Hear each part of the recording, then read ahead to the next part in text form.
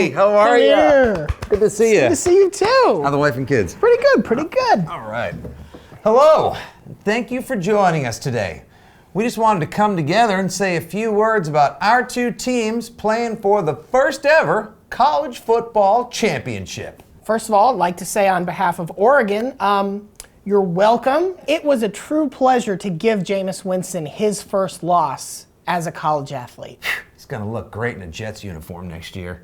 Or an orange jumpsuit. Ooh. Also, you're welcome for not having to deal with Alabama or Nick Saban anymore. SEC now stands for shit-eating conference. Okay, how about some questions?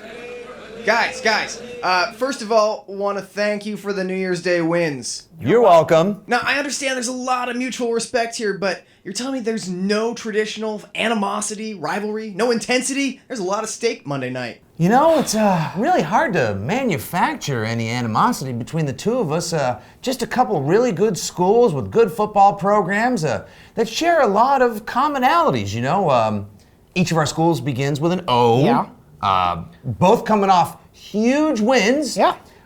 Each with only a loss. Only one of us lost to Virginia Tech, but I don't. But, I mean, what's to dislike about this game? You've got innovation, creativity, the best players in America, exciting offense, and you've also got a perfectly acceptable Midwestern state school. It has something for everyone, I think. And you know, Oregon is tremendous. Absolutely. I mean, you know, that offense there with everyone running around the backfield, handing the ball off to each other like it's a game of hot potato. Who's going to have it next? Just a bunch of kids having fun doing a little duck, duck, goose. It's so unpredictable. Just as unpredictable as your uniform colors. Oh, there's so much yellow and green. What will they wear this week, you know? Who does your outfits? Lady Gaga?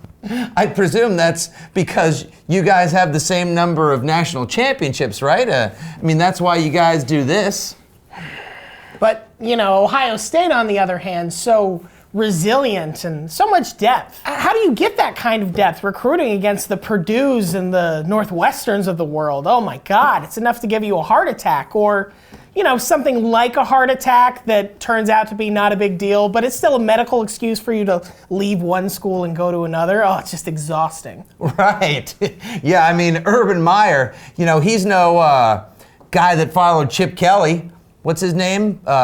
Bald Joe. We don't need some fancy sneaker and apparel company with questionable offshore manufacturing practices to get us a locker room made of mahogany or have hologram playbooks and lasers everywhere. Oh no, Oregon has all this money and the fanciest uniforms and this technology nobody else does. You know who else has that? Iron Man, and he gets the job done. I'm sorry, I couldn't hear you. I was too busy sleeping through Marcus Mariota's Heisman speech. How dare you say that? He is a good kid. We will beat you with our fists. Hey.